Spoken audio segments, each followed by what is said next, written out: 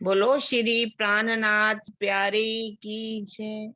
बोलो श्री सद्गुरु महाराज की जय। पांच पद्मावती पुरी धाम की जय। सर्व सुंदर साथ की जय। बंदो सतगुरु चरण को करूं सो प्रेम प्रणाम।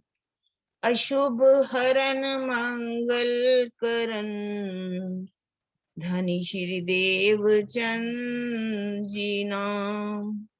श्री प्राणनाथ निज मूलपति श्री महिराज सुनाम। तेज कुंवर श्यामा युगल को पल पल करूं प्रणाम। पिया जी को पल पल करूं प्रणाम। प्रणाम जी सुंदर साथ जी। प्रेम का चांद हम सभी सुंदर साथ बहुत ही प्यार के साथ इसको पढ़ रहे हैं और सभी को इसको सुन करके जैसे उन्होंने कसनी की, कैसे अपने धनी को पाया। बिन कसनी तो धनी नहीं मिल सकता। वैसे तो हमें धाम धनी ने अब बहुत पका पकाया भोजन दे दिया है, सब कुछ दे दिया है, अब बस हमें खाना है और उसे पचाना है। उस रास्ते पर हमने चलना है, विरह और प्रेम में डूब करके हम अपने धनी को पा सकते हैं। कैसे राय नारायण दास जी मिल गए उनको, कितनी मेहर हुई उन पर, दीदार हुए, जागनी के राह पर चल करके अपने घर वापस लौट आते हैं। अब जब वहां आते हैं तो लक्ष्मीदास सेठ जी भी कैसे उनकी शादी, उनकी बेटी की शादी बहुत धूमधाम से होती है। राय नारायण दास महाराज जी के भी रुपए उनको प्राप्त हो जाते हैं। अब वो जब वहां रह रहे होते हैं तो 5 गांव के प्रतिदिन महाराज जी क्या करते थे, 5 गांव में जाया करते थे। कभी किसी गांव में जाते थे, कभी किसी गांव में जाते हैं, कभी किसी। बारू नाम का एक सुंदर साथ युवक था। महाराज जी को कहने लगा, महाराज जी आपको तो हमारे गांव में आना ही पड़ेगा, मेरी माता, मेरे पिता का श्राद्ध है। महाराज जी ने कहा देखो मैं आ सकता हूँ लेकिन मैं श्राद्ध का मृतिक भोज नहीं करता। महाराज जी ने मृतिक भोज खाने के लिए मना कर दिया, लेकिन वो कहता देखता हूँ महाराज जी आप कैसे नहीं आते, मैं आपको जैसे भी होगा पकड़ करके ले जाऊंगा। अब ये क्या है मृतिक भोज, क्यों मना किया जाता है? हमारे समाज के अंदर भी कुछ लोग श्राद्ध करते हैं, कुछ तर्पण करते हैं। समाज के अंदर क्या, पूरा समाज दुनिया ये करती है, लेकिन उनको मालूम नहीं श्राद्ध क्या होता है कि तर्पण क्या होता है। श्राद्ध का मतलब होता है श्रद्धा रखना, अपने माता पिता के प्रति सबको श्रद्धा रखनी चाहिए। तर्पण का मतलब होता है कि उनको तृप्ति कराएं, हर तरह से वो तृप्त हो जाएं। यदि उनकी प्रति हमारे अंदर प्यार ही नहीं, श्रद्धा नहीं, उनकी इच्छाओं को भी हमने मार दिया, उनको भोजन नहीं दिया ढंग से, उनकी कोई सेवा नहीं की, तो उनको हमने तृप्त ही नहीं किया, तो बाद में भोजन कराने से या तर्पण करने से कुछ फायदा नहीं होने। महाराज जी के पीछे पीछे अब जब लेने के लिए महाराज जी वहां निकलते हैं, एक गांव जाते हैं, दूसरे जाते हैं। अब हमारा जो बारू जी हैं वो पीछे पीछे जाते हैं, लेकिन उनको एक बार भी दिखाई नहीं देते। सब उनको सोचते हैं कि तुझे क्या दिखाई नहीं देता, क्या तू पागल हो गया है? कोई कुछ उनको कहता है, कोई कुछ उनको कहता है, लेकिन बारू जी को तो दिखाई नहीं देते। आप वाणी में भी पढ़ते हैं, बीतक में भी पढ़ा है हमने कि बाल मुकंद जी की मूर्ति कैसे अंतर ध्यान होगी थी। मूर्ति तो वही थी, लेकिन नजर को बंद कर दिया जाता है, जिस कारण से सामने खड़ा भी इंसान जो है वो दिखाई नहीं देता, क्योंकि योग के अंदर बल भी होता है। मतंग ऋषि के आश्रम में गए थे वो, वहां पर महाराज जी सबने सुना था, पहाड़ी के ऊपर कहाँ पर, क्या उनको वो मतंग ऋषि दिखाई दिए थे? वो अलोप अंतर ध्यान हो जाते हैं। ऐसे अंतर हो सामने होने पर भी अंतर दृष्टि बंद कर दी जाती है। महाराज जी के अंदर भी इतना बल था, आत्मिक बल, उन्होंने उसको सामने खड़े हैं लेकिन वो नहीं दिखाई दे रहे। उनके घर भी चले जाते हैं, लेकिन उनको महाराज जी दिखाई नहीं देते। आखिर बारू को जब पता चला घर वालों से पर तो इतबार किया कि महाराज जी आए थे, वहां भागा जाता है, वहां पर जहाँ महाराज जी थे जूड़ के अंदर चरणों में गिर जाता है कि महाराज जी मुझसे गलती होगी, मैं ही आपको पहचान नहीं सका। और वहां का जो पुजारी था वो तो इतना कर्मकांडी था, हर समय महाराज जी के ऊपर कोई ना कोई कीचड़ उछालता रहता था, किसी ना किसी कारण से कीचड़ उछालता ही था। अब महाराज उसने एक बार तो उन पर ऐसा इल्जाम लगा दिया कि 5 गांव के जितने भी सरपंच थे सबको इकट्ठा कर लिया, पटवारियों को। और वहां पर जब महाराज जी को समय दिया गया कि आप भी पहुंचेंगे, अब जब महाराज जी वहां पर पहुंचते हैं तो सबके ऐसा होता है कि मुख पर ताला लग जाता है, और महाराज जी जो हैं वहां पर वो ऐसा वहां पर बात हो जाती है कि गोवध का चला देते हैं, जो बात थी गोवध के ऊपर कि गौओं का वध नहीं करना चाहिए, लेकिन महाराज जी के ऊपर वो उंगली नहीं उठा पाते। अब वहां पर महाराज जी ने सोचा कि यहाँ से जोर से अब हमें दूसरी तरफ चल जाना। शेरपुर के पास एक ऐसे गांव थे, गांव के गांव मतलब बाग थे जहां पर झाड़ ही झाड़ थे, जहां पर सांपों की बस्ती थी। अब महाराज जी वहां पहुंच जाते हैं, कहते हैं मैं अब यहाँ रहूंगा। कहते जब रात को वो रहे, इतनी बारिश आई बहुत, तो सबने कहा महाराज जी आ जाओ। कहते नहीं, अब मैंने जहां डेरा लगा दिया वहीं रहूंगा। अगले दिन सब गांव वालों ने मिल करके कैसे साफ सुथरा करके एक उनके लिए बना दी, एक कुटिया टाइप बना दी, उसका जीर्णोद्धार कर दिया। एक मंदिर भी था वहां पर। अब वहां पर रहने लगे। वहां पर एक ताल था, कहते उस ताल में पांडव ताल कहा जाता है। पांडवों के समय हसनापुर, जो हसनापुर जिसे कहा जाता है, आज भी खांडवप्रस्थ मेरठ के पास या के साथ लगता हुआ जितना भी एरिया है, ये पांडवों की नगरी थी। वहां से पानी की सप्लाई होती थी, पानी होने के कारण बहुत से पक्षी इत्यादि वहां आया करते थे। और पक्षी जो लोग, अब अंग्रेजों को जब पता चला कि यहाँ बहुत ही अच्छे पक्षी हैं, तो उन्होंने आकर के चारों तरफ से जानवरों को, पक्षियों को मारना शुरू किया। गांव वालों को बुरा लगा कि यहाँ पर गांव कोई भी नहीं मारता, तो महाराज जी के पास गए, महाराज जी क्या किया जाए, तो उन्होंने एक बोर्ड लगवा दिया कि यहाँ पर पशुओं का मारना नहीं चाहिए, नहीं मतलब ये अत्याचार है, ऐसे बोर्ड वगैरह लगा दिया। और वहां लोगों ने क्या किया, जितने भी अंग्रेज आए थे वो शिकारी लोग, उनकी बंदूकें खींच ली, उनको इतना मारा। अब मार तो दिया, सब भगा दिया उनको, लेकिन सबको मालूम था अब क्या होने वाला है, सुबह तो कुछ ना कुछ होने वाला है। सब महाराज जी के भी पास जाते हैं, कहते अब जो सतगुरु महाराज करेंगे अच्छा ही करेंगे, जो होगा होगा।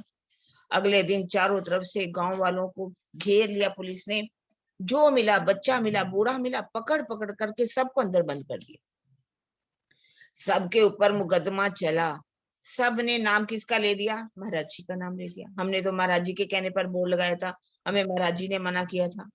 अब महाराज जी को बुलाया गया, और महाराज जी ने भी क्या किया, तो 5 फूल लिए और जाकर के अंग्रेज अफसर के टेबल के ऊपर रख दिए। वो क्या कहता है कि आप मुझे मूर्ख बनाना चाहते हो, फूलों को उठा करके फेंक देते। लेकिन महाराज जी की बात का उसके ऊपर इतना असर होता है, कहता नहीं, आपने ये सब ने आपका ही नाम लिया है और आपकी शहादत के ऊपर ही ये सब काम हुआ है। उन्होंने कहा अगर हुआ है तो आप जो चाहते हैं कर लीजिए। तो उन्होंने उनसे कहा कि आपको जमानत देनी पड़ेगी। वहां पर एक शेरपुर गांव का एक सूरज भगत था, उसने आकर के महाराज जी की जमानत दे दी, और महाराज जी घर चले गए। लेकिन मुकदमा आगे चलता रहा, किसी को 1 साल 6 महीने की कैद भी हो गई। अब जब उनको कैद भी हो जाती है, इस तरह से वहां चलता रहते।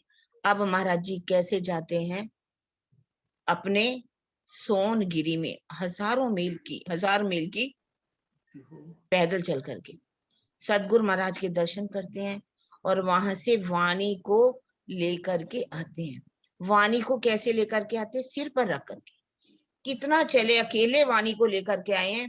कहा जाता है कि रास्ते में महाराज जी को यदि किसी तरह से नहाना होता था या लघु शंका करनी होती थी, वाणी को वो करते थे, पेड़ के ऊपर टांग देते थे, और फिर अपनी देख रेख आदि का कार्य करके महाराज जी वाणी को लेकर के जब गांव में पहुंचे, तो कहा गया कि गांव वालों, मैं तुम्हारे लिए क्या लेकर के आया हूँ, मैं तुम्हारे लिए परमात्मा लेकर के आया हूँ। उन्होंने उस वाणी को परमात्मा कहा। वाणी को वांग्मय स्वरूप, जिस के अंदर पढ़ने से ही हमें धनी का दीदार होता है। वाणी में भी कहा है, हक इलम से होता है अर्श का दीदार। हमें वाणी की महत्ता को समझना चाहिए, हमें वाणी की इज्जत करनी चाहिए। इस तरह से महाराज जी, और एक बार वो मिंट गुमरी भी जाते हैं, पाकिस्तान में उनका जाना पड़ता है 1942 में।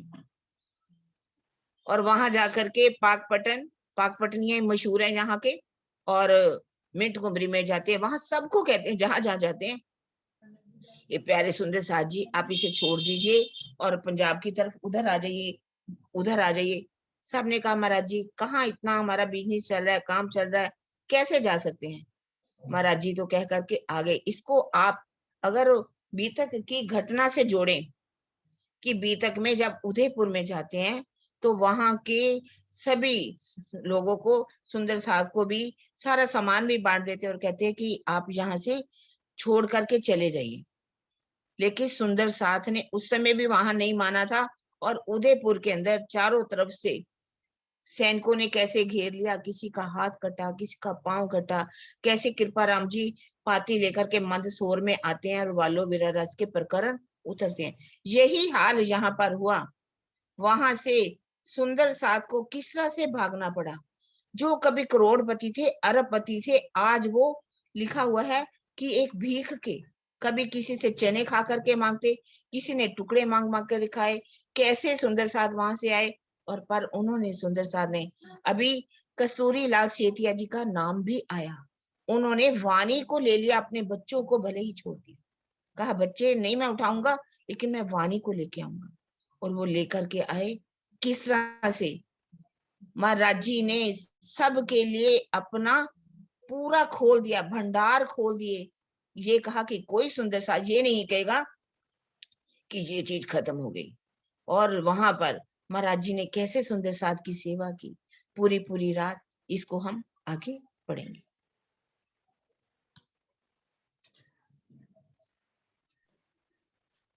शेरपुर में भी विचित्र दृश्य था। रहने के लिए कोई भी पक्का कमरा नहीं, कोई भंडार नहीं, किंतु कमी किसी भी चीज की नहीं। महाराज जी का हृदय तो करुणा, प्रेम, सौहार्द, अपनापन का सागर था।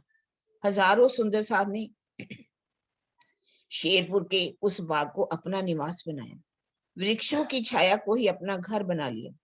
महाराज जी के नेत्रों से छलकने वाला प्रेम उनके जीवन का आधार बन गया। कितनी चमत्कार पूर्ण लीला थी। कई महीनों तक सुंदर साथ शेरपुर में रहे, किंतु किसी को भी भोजन या वस्त्र की कमी नहीं हुई।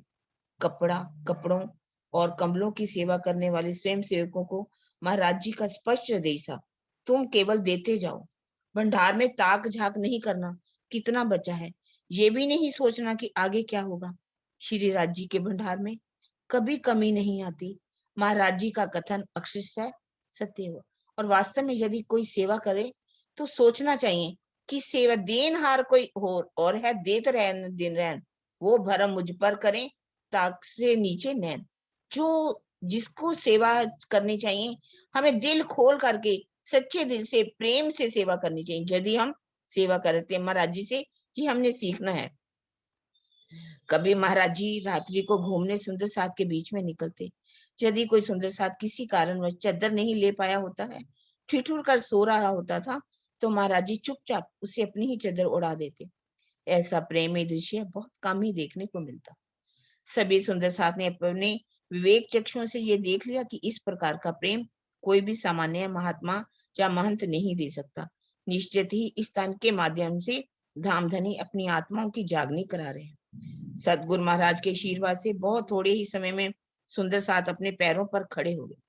अधिकतर तो बड़े बड़े व्यवसायों का संचालन करने लगे। उनकी महाराज जी पर अटूट श्रद्धा थी। उन्होंने सतगुरु महाराज की सेवा में अपनी बड़ी बड़ी आर्थिक सेवा समर्पित की। मुजफ्फरनगर जिले के चंसीना ग्राम के बड़े जगीरदार चौधरी घनश्याम सिंह जी का परिवार भी तन मन धन से समर्पित हो गया। परिणाम ये हुआ, कुछ ही वर्षों में देखते देखते पहले वाला बाग आश्रम के रूप में परिवर्तित हो गया। सबसे पहले विक्रम संवत 2000 में विशाल मंदिर बनाया गया जिसमें शिव जी की वाणी पधराई गई। उसके पश्चात तारतम भवन, अन्य कई कमरों भी बन गए। महाराज जी तारतम भवन में जिज्ञासुओं को तारतम ज्ञान का अमृत देने लगे। जागने का एक तेज दौर प्रारंभ हो गया। फिसलन भरे चिकने मार्ग पर बड़े से बड़े पहलवान के भी गिर जाने की संभावना रहती है। यदि फिसलन भरा रास्ता हो, चिकना हो, तो बहुत अपने आप को जो पहलवान मानते हैं वो भी गिर पड़ते हैं। ऐसे ही अध्यात्म मार्ग पर सदगुरु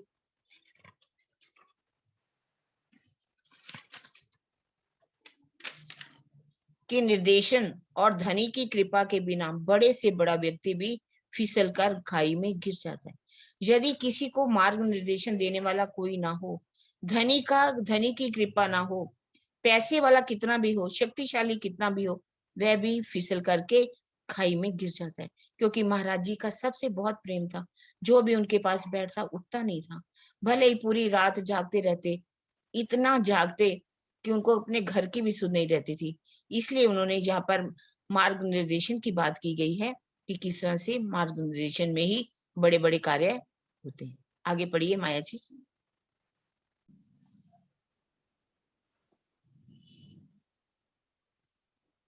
पढ़ो दीदी।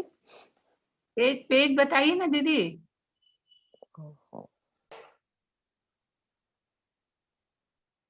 गंगाराम सच्ची भावना और संयम नियम से मंदिर में सेवा पूजा किया करते थे, किंतु माया के प्रभाव ने उनके विवेक चक्षुओं पर पर्दा कर दिया। एक दिन उनके हाथ से सेवा का थाल गिर पड़ा। जब आवाज हुई तो महाराज जी ने आकर देखा कि भोग तो मिट्टी में पड़ा हुआ है। उनसे यह सहन नहीं हुआ और बोले, गंगाराम, तुम यही सोचते हो कि यहाँ पर शिवराज जी थोड़े ही हैं? वाणी तो मात्र ग्रंथ है, उन्हें खिलाने से क्या लाभ? अच्छा यही होगा अब सारा सुंदर साथ तुम्हें ही मस्तक नवाया करे। यह सुनकर गंगादास का चेहरा पीला पड़ गया। निश्चित ही सदगुरु महाराज ने उनके मन की बातें जान ली थी। वे चरणों में गिर पड़े और गिड़गिड़ाकर क्षमा मांगने लगे। महाराज जी, मुझे क्षमा कर दीजिए, अब मैं इस प्रकार की भूल कभी भी नहीं करूंगा। इस घटना के पश्चात निज मंदिर की सेवा विश्व भर को सौंप दी गई। गंगादास जी केवल ऊपरी सेवा के लिए ही अधिकारी रह गए थे। बारू की अभी किशोर अवस्था थी, किंतु सेवा और समर्पण की भावना बहुत ऊंची थी। कभी कभी ही वह घर जाता, अन्यथा आश्रम में ही रह जाता। धीरे धीरे उसने घर जाना बिल्कुल ही छोड़ दिया। घर वालों ने देखा कि यह तो बाबा बन जाएगा, अच्छा यही होगा कि इसे किसी भी तरह घर लाया जाए। इसलिए काफी सोच विचार कर आश्रम गए और लगे बारू को फटकारने। तू घर छोड़कर यहाँ क्यों पड़ा रहता है? क्या तुझे अपने भविष्य की चिंता नहीं है? चल अभी यहाँ से। पुनः वे लोग महाराज जी से भी कहने लगे, महाराज जी, आपने ही इसे बहका दिया है, इसी कारण इसने घर आना भी बंद कर दिया है। महाराज जी ने दृढ़ता पूर्वक उत्तर दिया, भाई तुम लोग मुझे इस प्रकार के झूठे उल्हाने क्यों दे रहे हो? क्या किसी ने मुझे इसे बुलाते हुए देखा?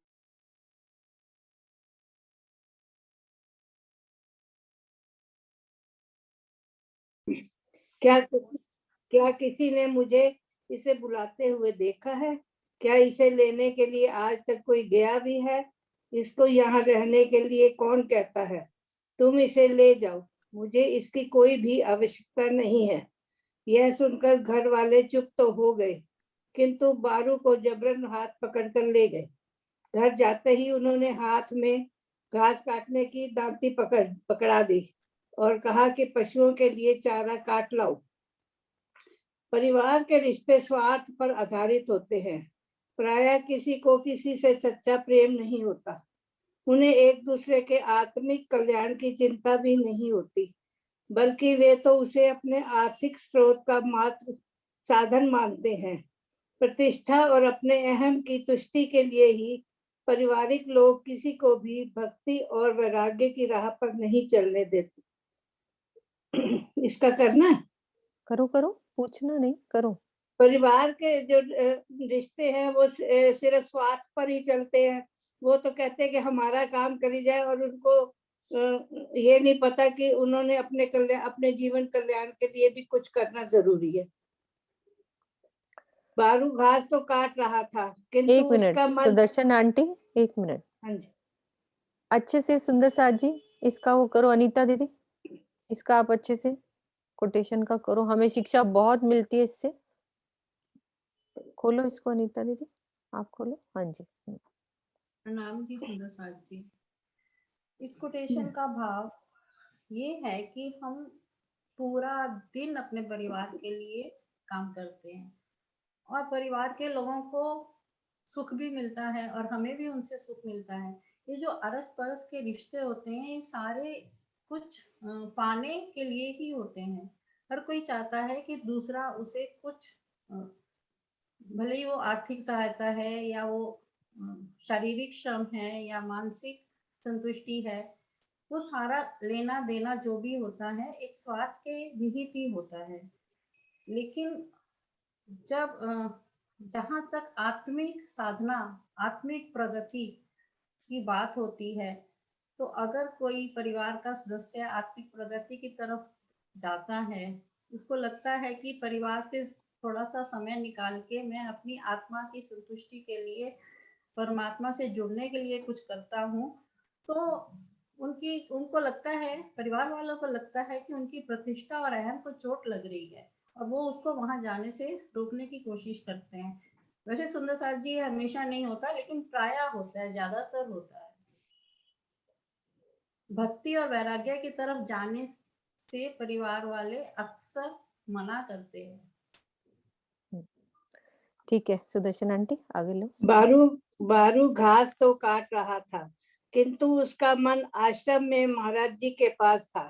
विरह की पीड़ा वह सहन नहीं कर पाया और बेहोश हो गया। उसका सारा शरीर ऐंठ रहा था, मुंह बंद था और आंखें भी बंद थीं। घर वाले उसे कंधे पर उठा लाए और घर लाकर चारपाई पर लिटा दिया। बहुत दवा कराई गई, किंतु उसकी आंखें नहीं खुली।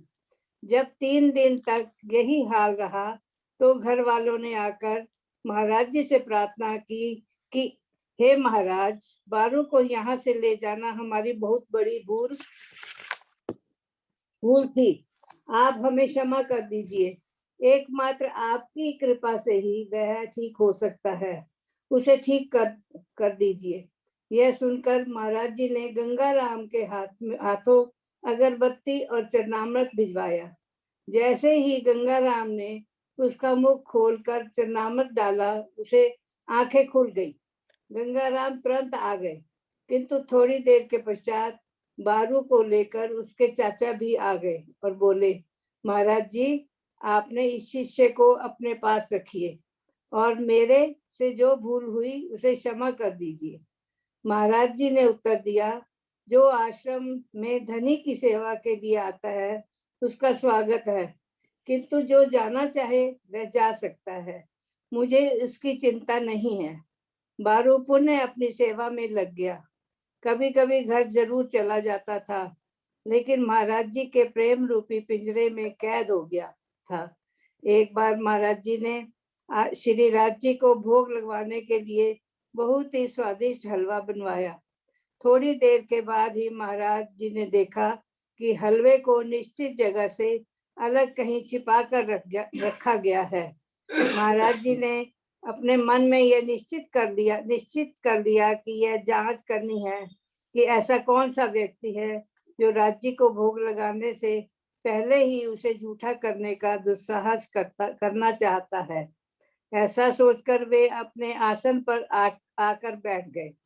थोड़ी देर के पश्चात जब सभी लोग चले गए तो एक व्यक्ति ने एकांत पाकर हलवे का कौर मुंह में डाल लिया, किंतु ये क्या, तुरंत ही थू थू की आवाज आई, जैसे वह थूक रहा हो। महाराज जी जब उसे देखने के लिए पहुंचे तो देखा कि यह तो गंगाराम है। उसे संबोधित करके महाराज जी बोले, भाई क्या प्रसाद इस तरह से थूका जाता है? यदि इसका एक कण भी धरती पर गिर जाता है तो उसे उठाकर खाया जाता है। कमबख्त, जिस प्रसाद के लिए ब्रह्मा जी तरस गए उसे तुम इस प्रकार से थूक रहे हो। महाराज जी को देखकर गंगाराम भय से सफेद पड़ गया। उसके मुख से आवाज भी नहीं निकल पा रही थी। महाराज जी ने उससे पुनः कहा, जिस हलवे को तूने थूका है वह तुम्हें खाना होगा, और जो छिपा कर रखा है उसे भी खाना पड़ेगा। उधर से कुत्ते को बुलाकर लाओ। कुत्ते को बुलाकर जब उसके सामने हलवा डाला गया तो वह सूंघ कर भाग गया। गाय को भी खाने के लिए दिया गया, किंतु वह भी सूंघ करके पीछे हट गई। महाराज जी ने उसे कड़ी फटकार लगाई, गंगाराम, यदि यह हलवा तुम्हारे गले के नीचे चला जाता तो चोरी करने का परिणाम तुम्हें मालूम हो जाता। आज ही तुम्हें यमराज के दर्शन हो जाते। तुम्हें शर्म नहीं आती कि राज्य के भोग को चोरी करके खाने की कोशिश करते हो। तुम्हारा यह पापी पेट आज तक नहीं भरा। यह कोई खाई है या कुआं? ऐसा करके तुम भवसागर से पार नहीं हो सकते। गंगाराम ने जब महाराज जी के चरण पकड़कर क्षमा मांगनी चाही तो उन्होंने मना कर दिया और बोले, यदि तुम सद्गुरु के चरण पाना चाहते हो तो पहले अपने पापों को प्रायश्चित करो। अपनी दुष्टा जीवा के वशीभूत होकर उस समय अपने पाप तो कर दिया, किंतु बाद में अपने पापों को याद करके कंप उठा। उसने साधना भक्ति के द्वारा अपने पापों को ढो डाला। तत्पश्चात उसके ज्ञान चक्षु खुल गए। सभी रसों का उद्भव करने वाली जीवा ही है, रसना ही है। यदि मनुष्य अपनी जीवा को वश कर ले तो मन एवं सभी इंद्रियों पर स्वतः ही अधिकार हो जाता है। मिर्च, खटाई, तामसिक पदार्थों एवं मोहन भोग के अधीन रहने वालों को स्वप्न में भी नहीं सोचना चाहिए कि वे आध्यात्म की ऊंची छलांग लगा सकेंगे या परमहंस अवस्था को प्राप्त कर सकेंगे। सभी रसों का उद्भव करने वाली जीवा ही है, यानी कि जीवा से ही हमें सारे रस मिलते हैं और हम उनका भोग करते हैं, उनका भोग करते हैं, और भोग से ही सारी इंद्रियां हमारी सक्रिय रहती है, कभी तृप्त नहीं हो सकेंगी। तो उस पर विजय पाना है, जीवा पर ही हमें विजय पाने के लिए यहाँ कहा गया है कि मन एवं इंद्रियों पर अधिकार पाना है तो हमें सबसे पहले जीवा को ही वश करना चाहिए। मिर्च, खटाई, तामसिक पदार्थ, मीठे भोजन अगर हम ज्यादा करते ही रहेंगे तो हमें स्वप्न भी नहीं सोचना चाहिए कि हम राज्य को पा सकेंगे और उस अवस्था को पा सकेंगे जो ब्रह्म सृष्टि के लिए यहाँ बताई गई है, परमहंस अवस्था। तो हमें सच में हमारी जीवा पर तो सबसे पहले विजय पानी होगी। आगे किसी को बोलना है दीदी?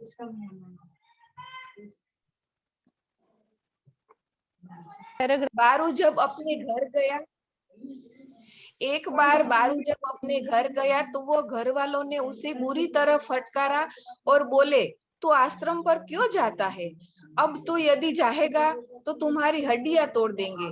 लेकिन जब उन्होंने देखा कि हमारी फटकार का भी उसके ऊपर कोई असर नहीं पड़ रहा है तो उसे कमरे में बंद कर दिया गया और बाहर से ताला भी लगा दिया गया। कमरे में जबरन बंद कर दिए जाने से बारू को बहुत दुख हुआ। कुछ समय के बाद वह बेहोश हो गया।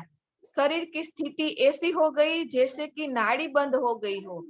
खिड़की के बाहर से किसी ने उसकी हालत देखकर सबको बताया। जब दरवाजे को खोला गया तो बारू को बेहोश पाया गया। उसे जोर जोर से हिलाकर आवाजें लगाई गई, लेकिन होश नहीं आया। नाड़ी का भी पता नहीं चल पाया। सभी ने आपस में यही विचारा कि आश्रम में ही छोड़ दिया जाए, इसका रोग अपने से ठीक होने वाला नहीं है। मरणासन अवस्था में वे आश्रम में छोड़कर चले गए। सभी सुंदर साथ बारू को उठाकर महाराज जी के चरणों में लेकर आए। चरणामृत लेते ही बारू को होश आ गया और वह बातें करने लगा। यदि किशोर यही किशोर उस दिन से युगलदास जी के नाम से जाना जाने लगा। युगलदास जी ने अपना संपूर्ण जीवन अपने सदगुरु की सेवा में समर्पित कर दिया। चक्षुओं और लौकिक बुद्धि से किसी के स्वरूप की पहचान करना असंभव है। पार ब्रह्म की कृपा से जब तक आत्मिक नेत्र नहीं खुलते, तब तक ना तो स्वयं को जाना जा सकता है, ना पर ब्रह्म को, और ना किसी परमहंस को। एक बार महाराज जी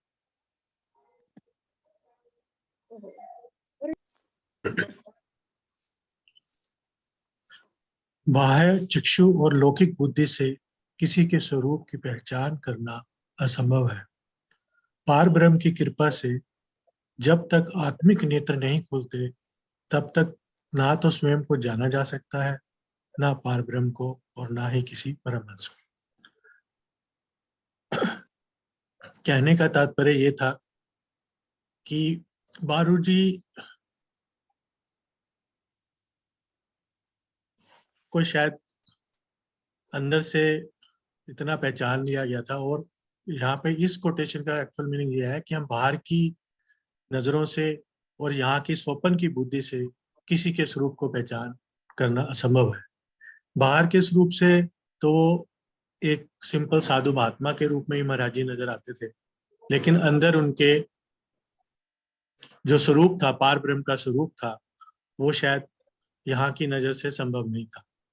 सो पार ब्रह्म की कृपा से जब तक आत्मिक नेत्र नहीं खुलते, तब तक ना तो स्वयं को जाना जा सकता है। जब तक राजी महाराज की मेहर, उस पूर्ण ब्रह्म परमात्मा की मेहर, अक्षरातीत की मेहर से जब हमारे अंदर के नेत्र, आत्मिक नेत्र खुलते हैं, तभी पहचान होती है।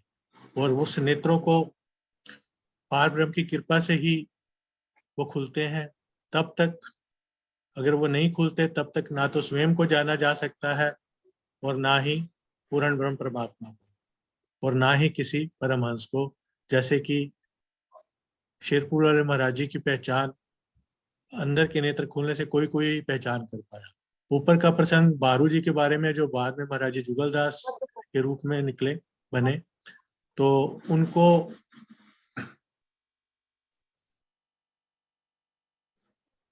इतनी लगन लगी हुई थी कि मेरे ख्याल से 2 बार ही ऐसा हुआ कि वो घर गए और उनका घर में मन नहीं लगा।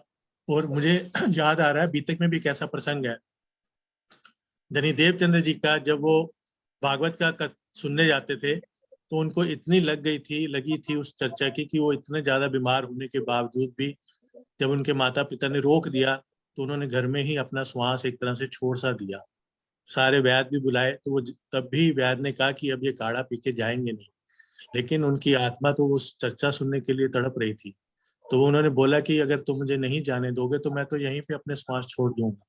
किसी तरह से उसके पिताजी को ये बात समझ आ गई उनके, और वो उनको अच्छे से ढक के, अच्छे से वो करके उस भाग श्याम जी के मंदिर में छोड़ के आए। तो वही है कि भाई इरादा आगे भी आया कि जब दृढ़ निश्चय हो और इच्छा शक्ति पक्की हो, तो तभी राजीव महाराज मिल सकते हैं। और बारू के अंदर जो लो लगी हुई थी, वो राजीव महाराज को ही पता था। उस महाराज शेरपुर वाले के अंदर बैठे साक्षात हमारे पूर्ण परमात्मा के स्वरूप को ही मालूम था कि इसके अंदर क्या चीज है।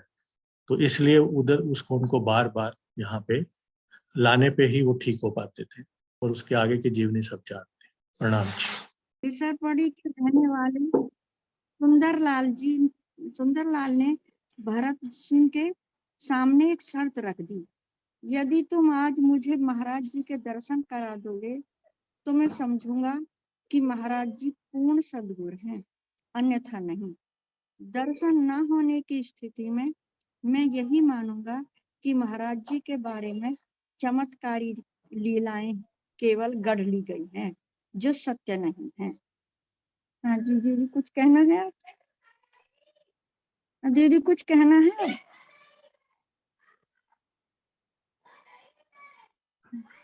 कुछ कहना है? आप पढ़ते जाओ, मैं अपने आप रोक लूंगी। हाँ अच्छा दीदी। भरत सिंह ने उत्तर दिया, भाई यदि ऐसी बात है तो निश्चित ही दर्शन होंगे, वे पूर्ण सद्गुरु हैं। यदि तुम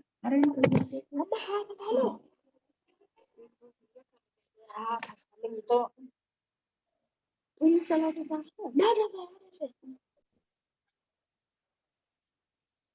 प्रणाम जी सुंदर साथ जी।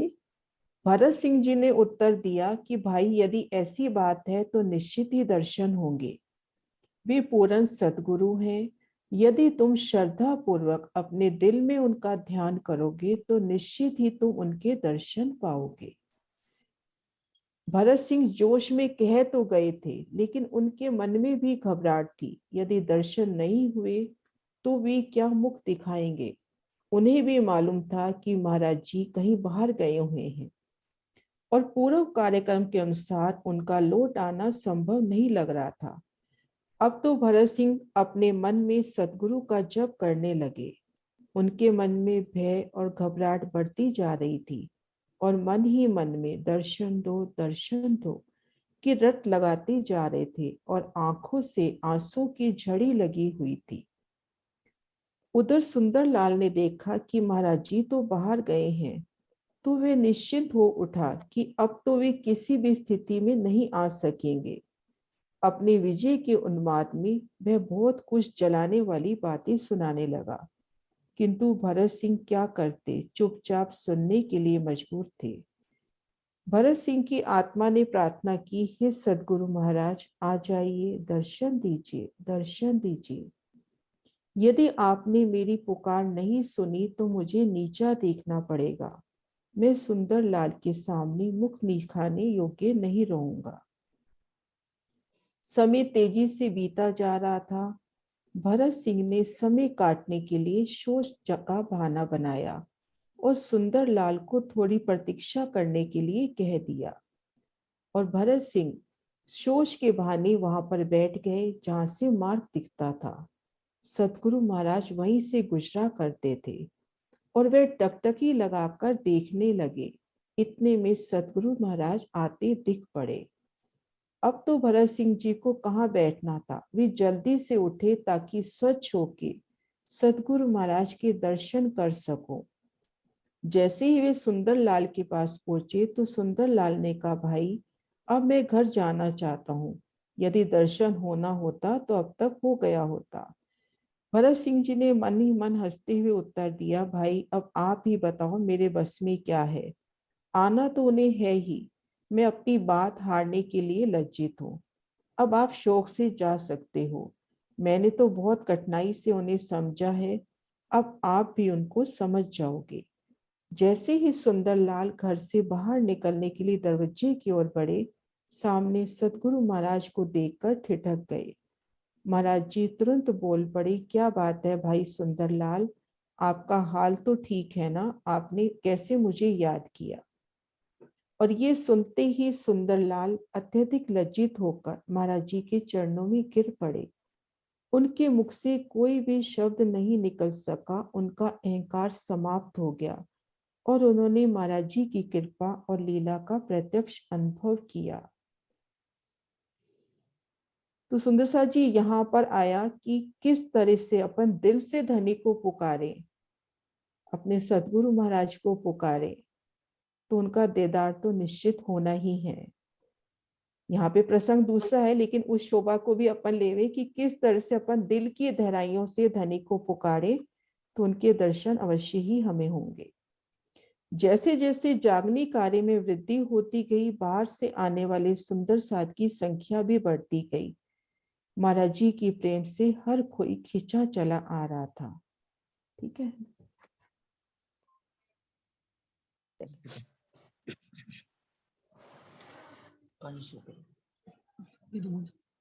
शुरू करो दीदी, शुरू कर दो। हाँ जी। एक दिन कुछ सुंदर साथ आए। ऊपर से जैसे जैसे उन्होंने महाराज जी को देखा तो नहीं था। खींचा चला जा रहा था, पढ़ लिया था। कहाँ से शुरू करना है? यही बढ़िया। एक दिन कुछ सुंदर साथ आए। उन्होंने महाराज जी को देखा तो नहीं था, महिमा अवश्य सुनी थी। महाराज जी के दर्शन के लिए उनका हृदय तड़प उठा था और वे चल पड़े थे। उन सुंदर साथ को महाराज जी आश्रम से कुछ दूर पहले ही मिल गए थे। महाराज जी ने उनका सामान भी उठा लिया और चल पड़े। आश्रम में सुंदर साथ को युगलदास जी मिले। अभिवादन के पश्चात उन्होंने पूछा कि महाराज जी कहाँ है। युगलदास जी ने कहा कि महाराज जी को तो आपने अपना सामान ढोने के लिए दे रखा है। अब तो सुंदर साथ शर्म और पश्चाताप से फुट फुट कर रो पड़े। वे सपने में भी नहीं सोच सकते थे कि जिनके दर्शन के लिए हम इतनी दूरी से आए हैं वे ही हमारा सामान उठाएंगे बिना किसी झिझक के।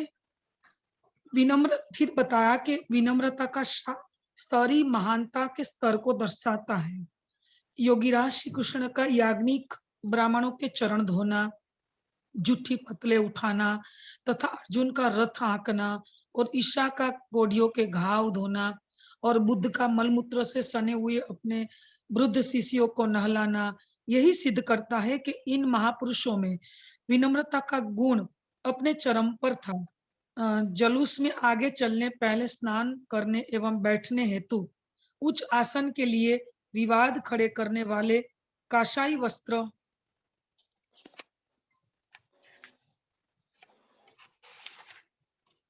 वस्त्रधारी विरक्तों को यह आत्ममंथन करना चाहिए कि वे किस दिशा में जा रहे हैं। जी प्राणधार सुंदर साथ जी, यहाँ अपना अस्तित्व मिटाने की बात करी गई है। धामधनी ने तो हमारा सौभाग्य है कि धामधनी ने ब्रह्मवाणी हमको दी, मतलब हम तो हमारी अनादि से निस्वत है। लेकिन मैं क्या कहूँ, मेरे अंदर से वचन नहीं निकल रहे, मतलब पीड़ा हो रही है कि हमने अभी क्या आत्मसात किया, मैं अपना कह रही हूँ। जैसे एक सिंधी ग्रंथ उपसहार है ना हमारी पूरी 14 किताबों में, कि वो सीधा ही जवाब मांगती है सिंधी ग्रंथ, वो समझौता करने वाली बात नहीं है सिंधी ग्रंथ की। ऐसे ही राज जी ने इसी बस इतने टॉपिक में, इतने पैराग्राफ में यह बताया कि आप इतने सालों से वाणी पढ़ रहे हो, चर्चा सुन रहे हो, ध्यान चित्तवनी कर रहे हो, तो आपकी पहचान क्या है। मतलब तो विनम्रता ही महानता की चाबी, मतलब क्या कहने का राज्य का इस पैराग्राफ में भाव है कि हमारा अस्तित्व जब तक हम नहीं मिटाएंगे, मैं खुदी वाला सूक्ष्म भी हमारे अंदर रह जाएगा, तब तक सुंदर सा जी हम किसी के चरणों में नहीं झुक पाएंगे। जैसे मतलब एक छोटा सा कोई बीज होता है, जमीन में हम जब बो देते हैं, जब तक वो पूरी मिट्टी से ढक नहीं जाता, तब तक उससे अंदर अंकुर नहीं निकल पाता। तो वैसे ही जब तक हमारा अस्तित्व हम नहीं मिटाएंगे, तब तक हम किसी के चरणों में नहीं, हाँ झुक तो लेंगे, लेकिन फॉर्मेलिटी वाला, अंदर वाला जो निस्बत का हमारी जो संबंध की जो पहचान है, उसी भाव में। जैसे छत्रसाल जी ने मान लो कि जैसे ही वहां पहुंचे, कहाँ, पन्ना जी में, तो अपनी जब पाग बिछाई, फिर मजली रानी ने जब अपने पावड़े बिछाई, ये सब बात आप वित्त के आधार पर जानते हो, आपने सुना है हर साल परंपरा में।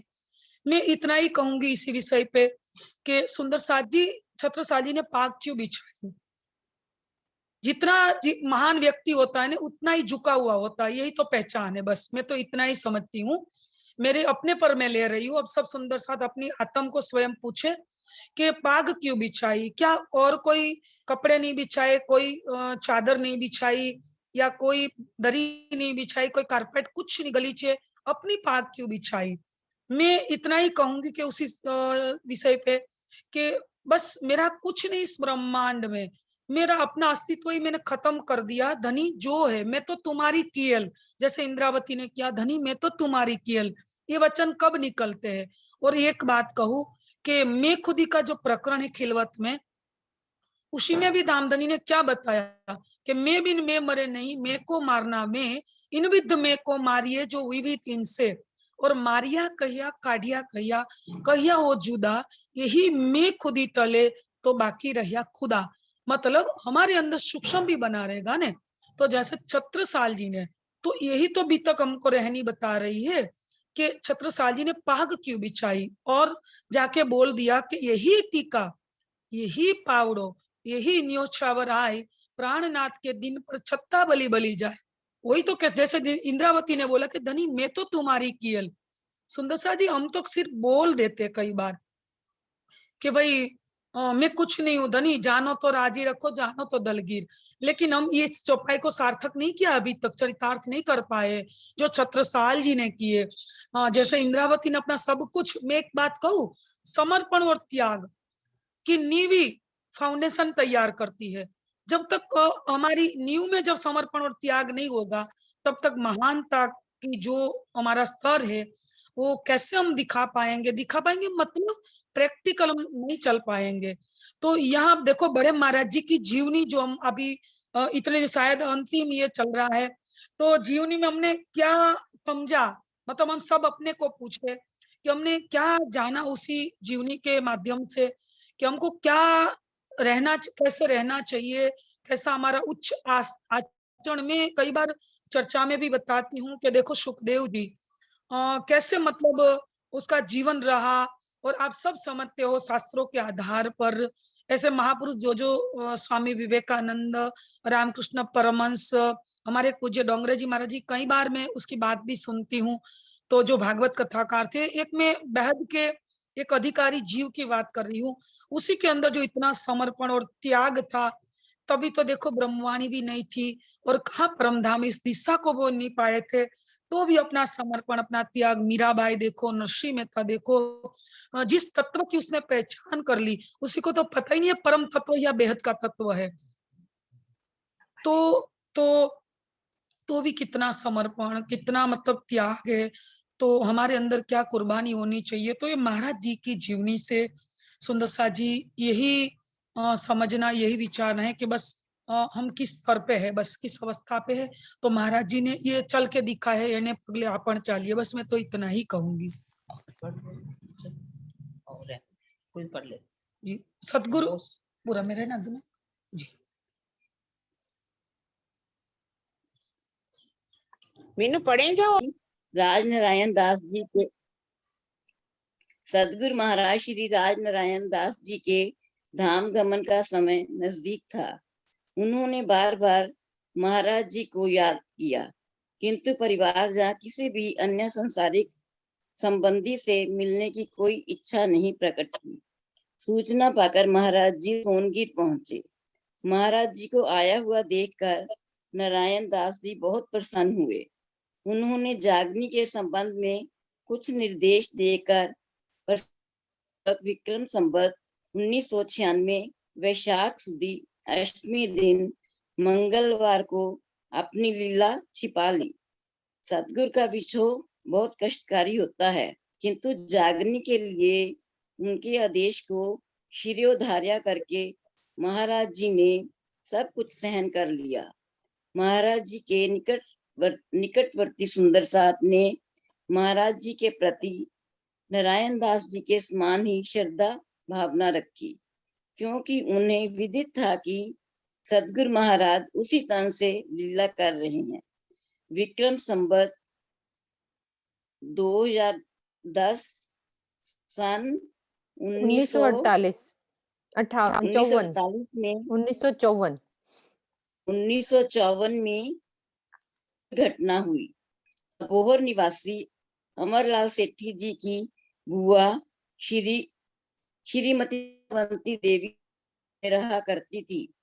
परमहंस महाराज श्री रामदास जी पर उनकी बहुत श्रद्धा थी। उनकी जब 4 साल उस पीठ में कुबड़ापन आ गया। डॉक्टरों ने उसकी पीठ पर प्लास्टर चढ़ा दिया। वह हमेशा कठोर तख्त पर लेटी रहती थी। कुछ समय के पश्चात उसका प्लास्टर भी काट दिया गया, किंतु उसके कुबड़ेपन में कोई सुधार नहीं हुआ। उस समय महाराज जी सहारनपुर के माटिया महल नामक मोहल्ले में अवंती भाई के घर आया करते थे। अवंती भाई ने घर पर ही सेवा पूजा पधरा रखी थी। एक दिन जब महाराज जी अवंती बाई के घर पर आए हुए थे, विद्यावंती देवी उनके पास गई और चरणों में प्रणाम करके बोली, महाराज इस लड़की को या तो ठीक कर दीजिए या दुनिया से विदा कर दीजिए। इसका दुख मेरे से नहीं देखा जाता। महाराज जी ने मुस्कुराते हुए दया के सागर महाराज जी ने मुस्कुराते हुए उस बच्ची को पुकारा, कुब्जा इधर आ। जैसे ही वह बच्ची पास आई, महाराज जी ने उसकी पीठ पर प्यार से एक हल्की थपकी सी लगा दी। वह थपकी कोई सामान्य थपकी नहीं थी। उस थपकी में ही तो संसार की समस्त औषधियों का सार समाया था। महाराज जी के हस्तकमल का स्पर्श पाते ही वह उसी क्षण बिल्कुल स्वस्थ हो गई, जैसे कुछ था ही नहीं। इस अलौकिक चमत्कार को देखकर विद्यावंती जी रो पड़ी। उन्होंने स्पष्ट कह दिया, मैंने श्री प्राणनाथ जी को देखा तो नहीं है, लेकिन मुझे ऐसा आभास होता है कि वह स्वयं श्री प्राणनाथ जी सदगुरु महाराज जी के अंदर विराजे हैं। उन्होंने अपनी पुत्री का नाम भी ब्रजबाला ही रखा। तो मधु दीदी, ऐसी एक बीतक की घटना क्या हुई थी? बीतक में भी था ना, उसमें ललिता का था प्रसंग, तो उनको भी प्राणनाथ जी ने उनके ऊपर किया था, तो ठीक हो गई थी। हाँ जी, तो ठीक हो गई थी वो बिल्कुल। हाँ, आगे आएगा इसका प्रसंग, अभी आएगा, इसी में आगे आएगा। हाँ जी, हाँ जी, हाँ पढ़ो। ब्रज में कुबड़ा का टेढ़ापन श्री कृष्ण जी ने अपने स्पर्श मात्र से दूर किया था। जागनी ब्रह्मांड में 5वें दिन की लीला में ही श्री प्राणनाथ जी ने पानी के छींटे से ललिता का टेढ़ापन दूर किया, और अब 6ठे दिन की लीला में परमहंस महाराज जी श्री राम दत्तन जी ने वही कार्य अपने हाथ की थपकी से किया। एक बार महाराज जी मुजाहिदपुर में झोपड़ी में बैठे हुए चिंतन में लीन थे। पास के गांव रणधना के रहने वाले चमेल सिंह अपने कुछ साथियों के साथ वहां आए। दोपहरी का समय था, इसलिए स्वयं श्री महाराज जी ने ही उन्हें जल पिलाया। कुछ समय के पश्चात उनमें वार्ता होने लगी। महाराज जी ने अपनी दिव्य दृष्टि से देख लिया था कि चमेल सिंह के अंदर परम धाम की आत्मा विराजमान है, इसलिए उन्होंने बड़े प्यार से चमेल सिंह के साथ सत्संग किया। चमेल सिंह आर्य समाज की मान्यताओं के साथ बहुत दृढ़ता से जुड़े हुए थे। सत्संग में बातों ही बातों में उनसे पूछ लिया, आप परमात्मा का साक्षात्कार करने के लिए क्या करते हैं? उन्होंने जवाब दिया, संध्या करता हूँ। महाराज जी ने पूछा, संध्या में कौन कौन से मंत्रों का पाठ करते हैं? उन्होंने उत्तर दिया, ऋत च सत्यम च से लेकर गायत्री मंत्र आदि का पाठ करता हूँ और ध्यान करता हूँ। क्या आपने कभी विचारा है कि ऋत और सत्य क्या है? महाराज जी ने पूछा। ऋत का अर्थ निरपेक्ष सत्य है, जिसकी प्रामाणिकता के लिए अन्य किसी भी प्रमाण की आवश्यकता नहीं पड़े, अर्थात परम सत्य और सत्य वही है जो हमेशा एक समान रहे। आप जिसको सत्य और परम सत्य कहते हो, उसी को मैं अक्षर और अक्षरातीत कहता हूँ। इस प्रकार की विवेचना से चमेल सिंह बहुत प्रभावित हुए। उस दिन से वे अपने घर रामधना चले गए, किंतु अगले दिन घर पर नहीं रह सके। वे खींचे हुए महाराज जी के पास आए। कई दिनों के सत्संग के पश्चात शर, अक्षर और अक्षरातीत के सारे रहस्यों से वे परिचित हो गए। अंतोगत्वा महाराज जी से उन्होंने तारतम्य ज्ञान ग्रहण किया। तारतम्य ग्रहण करने के पश्चात चमेल सिंह की अंतर्मुखता बढ़ती गई। वे दिन रात परम धाम के ही ध्यान में रहने लगे। संसार उनको निसार लगने लगा। महाराज जी उनसे जागनी कार्य की सेवा लेना चाहते थे, लेकिन उनकी इस क्षेत्र में कोई रुचि थी ही नहीं। चमेल सिंह के अंदर परम धाम के दर्शन के लिए इतनी तड़प पैदा हो गई थी कि वे दिन रात ध्यान में ही रहने लगे। अंत में उनकी इच्छा पूरी करने के लिए महाराज जी ने उन्हें 1956 ईस्वी में युगल स्वरूप सहित परम धाम का साक्षात्कार कराया। परम धाम के दर्शन होने के कुछ ही दिनों बाद चमेल सिंह ने अपने नश्वर तन का परित्याग कर दिया। उन्हें व्यक्तिगत रूप से इस संसार में रहने में कोई रुचि ही नहीं रह गई थी। महान विभूतियों के साथ लोगों की भीड़ तो जल्दी ही इकट्ठी हो जाती है, किंतु चमेल सिंह जैसे कुछ विरले ही होते हैं जो ज्ञान का प्रकाश पाते ही प्रेम में डुबकी लगाते हैं और परम लक्ष्य को बहुत ही कम समय में प्राप्त कर लेते हैं। हाँ जी, बाला बोलो। आप बोलो। बोलो, आप बोल सकते हो, मुझसे बात करते हो, बोलो। महान विभूति जैसे हमारे परमहंस, जो भी संसार में राज्य में राज्य, जिनको ये शक्ति दी है, जिनके पास पूरी वाणी का ज्ञान है और उन्होंने दूसरों को जगाना है। उनकी संगत में बहुत सारे लोग आते हैं, कुछ उनका बाहरी स्वरूप देखते हैं और कुछ अंदर की बात को पकड़ते हैं। जैसे कि चमेल सिंह जी आए और उनको जैसे ही ज्ञान का प्रकाश मिला महाराज जी के द्वारा, वो प्रेम की डुबकी लगाते गए और उन्होंने अपने तन को छोड़ दिया। तो ऐसे विरले संसार में बहुत कम ही लोग मिलते हैं। यानी कि जिनके ज्ञान पाते ही परम धाम की चितवन लग जाए। खाली ज्ञान ही नहीं कोरा, कि हम सिर्फ ज्ञान पाने की ही इच्छा करें, सिर्फ ज्ञान लेते जाएं और अंदर से गहराइयों में राज्य की शोभा श्रृंगार, उन्होंने कहा ना कि उनकी चितवन लग गई, परम धाम का साक्षात्कार हो गया। ये तो हमें अपने अंदर पता है कि हम क्या कर रहे हैं और हमें करना क्या है। जितना भी मिले वो अंदर डूबना है। ठीक है, दूसरे सुंदर साथ पढ़ते हैं।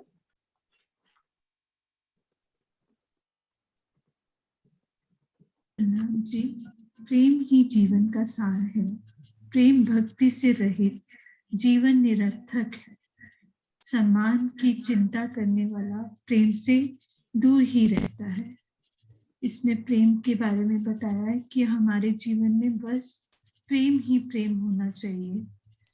अपने सम्मान की चिंता नहीं करनी चाहिए, बस सिर्फ प्रेम प्रेम प्रेम। महाराज जी शरद पूर्णिमा के अवसर पर पन्ना जी में होने वाले वार्षिक उत्सव में अवश्य भाग लेते थे। उनकी ये मान्यता थी कि श्री प्राणनाथ जी का ये दरबार इस संसार में परम धाम का आनंद दिलाने वाला है। एक बार गुम्मट जी में झीलना हो रहा था। हर सुंदर साथ झीलने का जल पा लेना चाहता था। कुछ जल नीचे बह रहा था। महाराज जी को प्रेम का ऐसा रंग चढ़ा कि वे झीलने के बहने वाले जल में ही बच्चों की तरह लोटपोट हो गए। उपस्थित सुंदर साथ ये देखकर दंग रह गए। महाराज जी पन्ना जी में लालचंद जी के यहाँ ठहरा करते थे।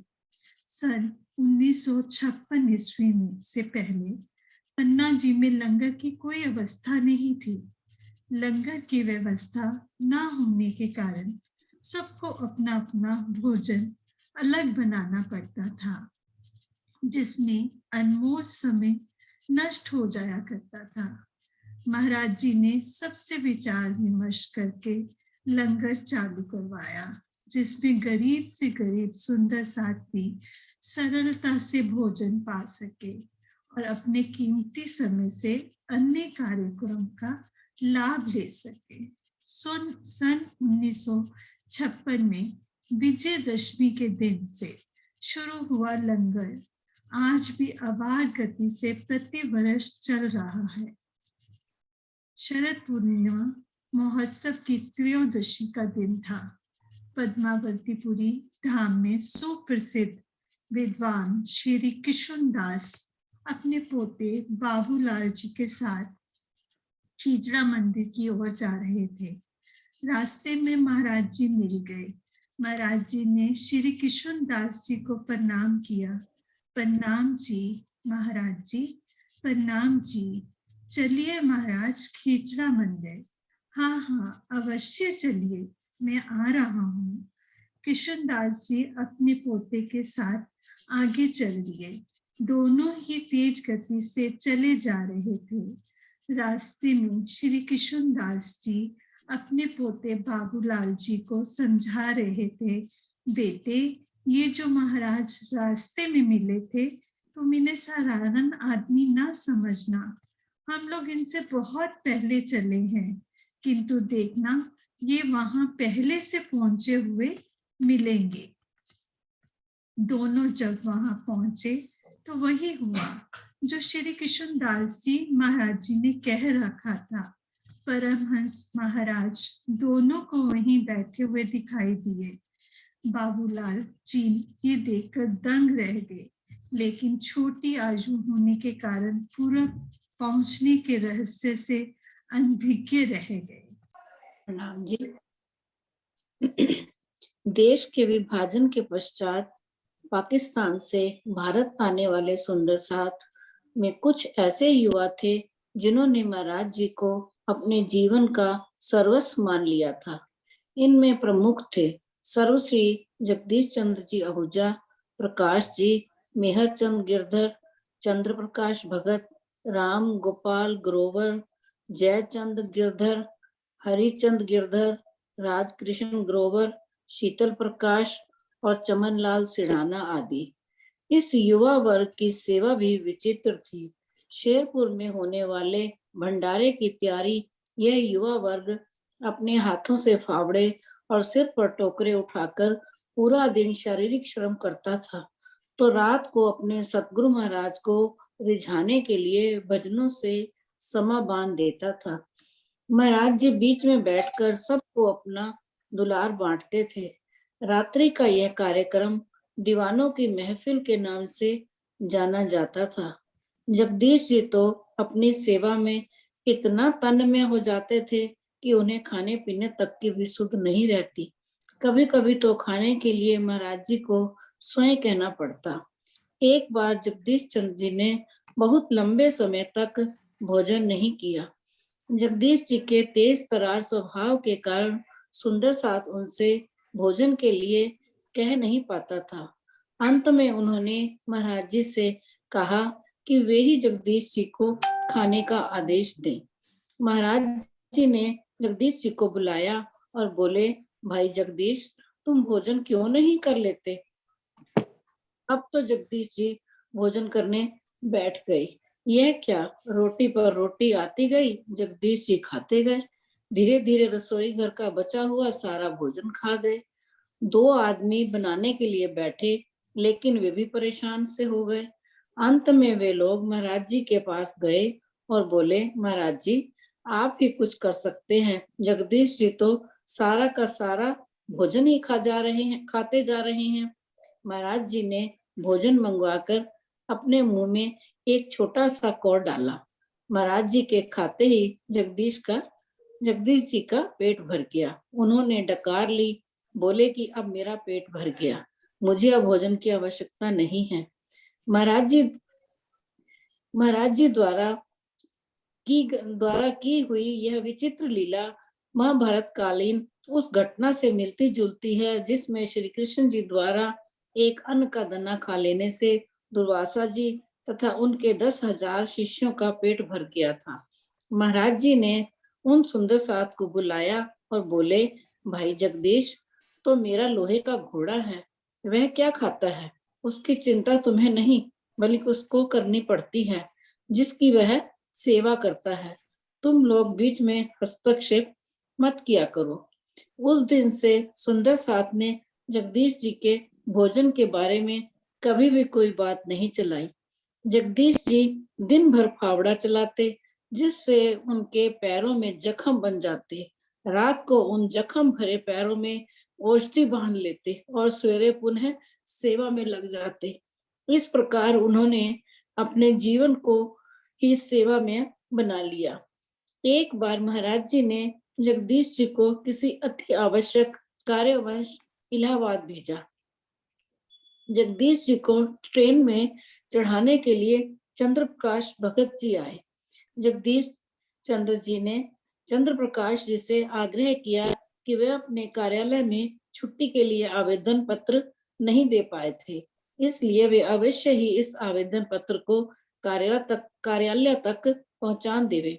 यह कहकर उन्होंने चंद्र प्रकाश जी को अपना आवेदन पत्र दे दिया, किंतु कुछ कारणवश चंद्र प्रकाश जी उस प्रार्थना पत्र को कार्यालय में जमा नहीं कर सके। जब जगदीश जी वापस आए तो सीधे ही अपने कार्यालय में पहुंचे। वहां अपने सहकर्मियों ने जब उन्होंने अपने आवेदन पत्र पहुंचने की बात पूछी तो सब ने हंसते हुए उत्तर दिया, भाई जगदीश, यह तुम क्या मजाक कर रहे हो? आवेदन की आवश्यकता तो तब थी जब तुम नहीं आते। यह देखो, उपस्थित पंचिका में प्रतिदिन के तुम्हारे हस्ताक्षर हैं।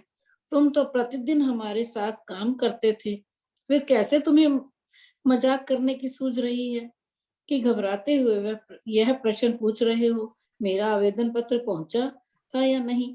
जगदीश जी ने हस्ताक्षर देखा, ये तो हूबहू वही हस्ताक्षर थे जो वे स्वयं किया करते थे। अपने भावों को उन्होंने बहुत कठिनाई से संभाला और एक कमरे में स्वयं को बंद करके फूट फूट कर रो पड़े। सदगुरु महाराज जी ने उनका भेष धारण कर कार्यालय में सेवा की। यह बात उन्हें सहन नहीं हो पा रही थी। बिलखते हुए उन्होंने प्रण कर लिया कि अपने सदगुरु के चरणों में वे अपना रोम रोम न्यौछावर कर देंगे। सन 1962 में महाराज जी के साथ जगदीश चंद्र जी कश्मीर की यात्रा पर गए। साथ ही मुरलीदास जी, युगलदास जी, मेहरू चंद, शीतल प्रकाश आदि अनेक सुंदर साथ थे। वहां एकांत में जगदीश चंद्र जी को महाराज जी ने अपनी कृपा से युगल स्वरूप तथा परम धाम के 25 पक्षों का दीदार कराया। उस अलौकिक अनुभूति के पश्चात जगदीश चंद्र जी ने महाराज जी के स्वरूप की वास्तविक पहचान की तथा अपने जीवन और आत्मा को उनके प्रति पूर्णतया समर्पित कर दिया। ब्रह्ममुनि परमहंसों या सदगुरु के धाम हृदय में युगल स्वरूप की छवि विराजमान होती है। उनके साथ बीता हुआ एक एक पल प्रीतम की सानिध्यता का एहसास कराता है। हाँ जी, इसका बोलो। आप लोग बोलिए दीदी, मेरे से नहीं होएगा। हाँ जी, हाँ जी, किरण दीदी ये बात आप बोलो। आप बोलते मीनू, आप कुछ तो बोलो ना, इसी बहाने बोलो ना। ब्रह्म मुनि परमहंसों या सदगुरु के धाम हृदय में युगल स्वरूप की छवि विराजमान रहती है। जो भी परमहंस होते हैं या ब्रह्म मुनि होते हैं, उन्होंने अपने धाम हृदय में अपने युगल स्वरूप को चितवनी के द्वारा, ध्यान के द्वारा, तप के द्वारा कैसे विराजमान कर लिया। आप देखिए, जिनके पास बैठने पर आंखों में ठंडक है, हर पल उनकी दर्शनों की चाहना बनी रहे, ऐसा लगे कि हम उनसे एक पल भी अलग ना हो। वाणी की एक बहुत अच्छी छिपाई है, जेने जेने दर्शने नेत्र ठरे, अने वचन ठरे अंग, अनेक विघन जो उपजे, पर मुकिए नहीं साध संग। क्योंकि उनकी सानिध्यता में जो आराम मिलता है, प्रेम मिलता है, वो दुनिया के कहीं भी आप चले जाओ, कहीं वो मस्ती नहीं आएगी जो एक परमहंस की सानिध्यता में आएगी। आपके दिल में ऐसा लगेगा कि मैं और बैठूं और बैठूं और बैठूं। लेकिन कभी कभी दुनिया की मर्यादा होती है, तो उसमें हमें उठना पड़ता है, सबको उठना पड़ता है। लेकिन फिर भी क्यों उनके हृदय में युगल स्वरूप विराजमान रहते हैं, चुंबक होती है, वो हमें खींचती है। किसी ताने से कोई लगाव नहीं होता, कनेक्शन अंदर की आत्म के नाते से, उस मूल निस्बत से सुंदर साथ जो है उनकी तरफ खींचे चलाते हैं। महाराज जी के पास भी जो एक बार चला गया वो वापस लौट करके नहीं आया, वो उन्हीं पर समर्पित हो गया। आगे पढ़िए। बोलो श्री प्राणनाथ प्यारे की जय। बोलो श्री सतगुरु महाराज की जय। बोलो श्री पन्ना धाम की जय। बोलो श्री सर्व सुंदर साथ की जय। प्रणाम जी, श्री प्रणाम राम जी, रतन दास महाराज जी आपकी की सदा सदा सदा सदा ही जय, सदा सदा ही जय। प्रणाम जी। जय।